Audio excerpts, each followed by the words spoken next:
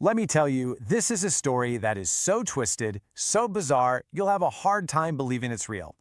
Today, we are going to unravel the absolutely wild life of Audrey Marie Hilley, a woman who was a master of deception, a poisoner, and an escape artist. Let's just dive right in.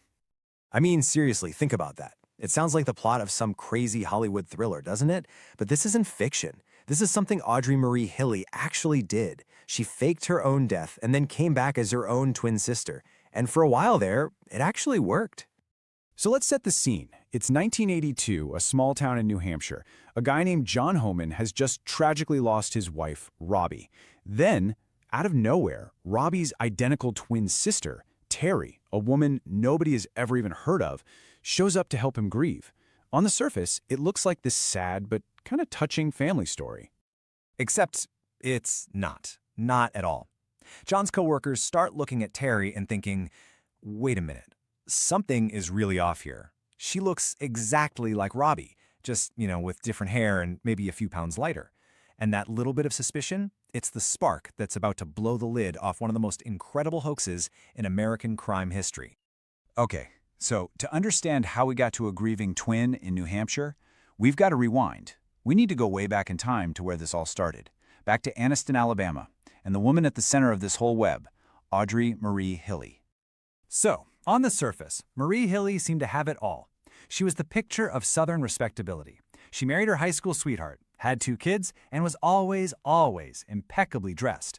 But underneath that perfect, polished facade, there was a huge secret. Her spending was completely out of control, and it was creating massive tension in her marriage. So how was she paying for all these nice things? Well, this is where the deception really kicks into high gear. Her husband, Frank, had no idea, but Marie was secretly having affairs with her bosses. In exchange, she'd get cash and glowing performance reviews. It was this whole secret life she was living, but it was just the first step towards much, much darker crimes. All that financial pressure, her double life, it was a tipping point. It pushed Marie from just cheating on her husband to something far more sinister. And this, right here, is where the story takes a truly chilling turn. So in 1975, her husband Frank starts getting sick. And it's not just a cold, it's this weird, persistent illness that just baffled the doctors. When he died, they chalked it up to hepatitis, a really sad but seemingly natural death. Nobody suspected a thing. $31,140. Now, you have to remember, back in 1975, that was a ton of money. For a woman who was basically drowning in debt, well, that's a pretty powerful motive, isn't it?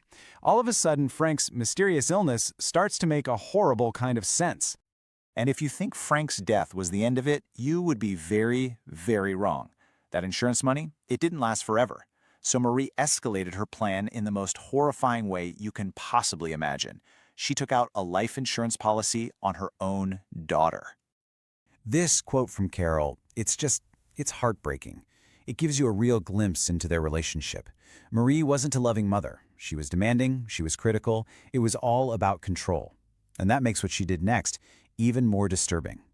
And then, just like her dad, Carol starts getting sick with the exact same mysterious illness. And who was right there to help? Her mother, Marie, giving her these secret injections that she promised would make her feel better. As Carol got sicker and sicker, the doctors were completely stumped. They even suggested it was all in her head. The horrifying truth was, her own mother was slowly poisoning her. But this time, people were suspicious. Carol's brother actually told the hospital staff about those secret injections. That's when they ordered a toxicology screen, and the whole ugly truth came spilling out. The tests on Carol's hair showed arsenic levels that were literally off the charts.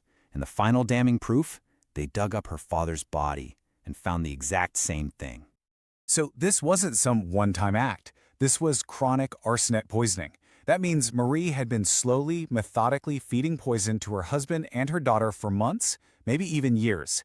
It's a calculated, cruel kind of murder designed to look like a natural illness, and she almost got away with it twice. Okay, so the jig was up, Marie was arrested. But if you think, all right, case closed, you are in for a huge surprise. Because this is the moment the poisoner from Alabama transforms into the fugitive from New Hampshire. I mean, you're not going to believe this. For reasons that are still mind-boggling, Marie was released on bail.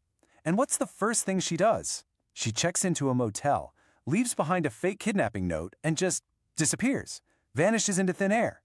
For 3 years, one of Alabama's most wanted criminals was just gone. Her time on the run was this absolute whirlwind of deception. She goes to Florida, becomes this whole new person named Robbie Hannon. She charms a man named John Homan and marries him. And then she pulls off her most insane plan yet. She fakes Robbie's death and comes back as her own imaginary twin sister, Terry. It's unbelievable. The thing that finally brought her down was her own elaborate lie. She placed an obituary in the paper for Robbie, and when the police started looking into it, they couldn't verify a single detail. The church, the doctor, the family, it was all made up. Her whole web of lies just collapsed in on itself. So, after she's finally captured in New Hampshire, Marie gets dragged back to Alabama to finally face the music. But, even locked up, Marie Hilley always seemed to have one more trick up her sleeve. The trial, as you can imagine, was a slam dunk. The evidence was just overwhelming. She was found guilty of murdering her husband and got life in prison, plus another 20 years for trying to murder her daughter.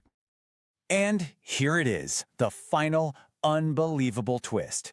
Marie was such a model prisoner, so quiet and helpful, that she actually earned a 3-day furlough to visit John Homan, the husband she had tricked. And what do you think she did? She escaped. Again. I mean, just think about the person she was. A woman capable of slowly and intimately murdering her own family. A woman who could literally invent a new identity overnight. A woman who could escape from justice not just once, but twice. She really did seem unstoppable. But her luck had finally run out.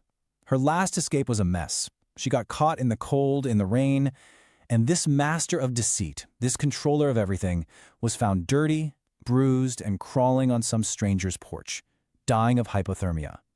It was such a pathetic and lonely end for someone who projected so much power.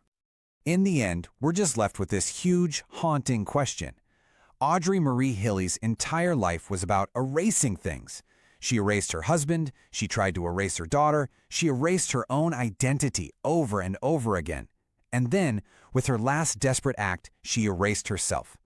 It's a chilling reminder that sometimes the biggest mystery isn't the crime itself, but what goes on inside the mind of the criminal.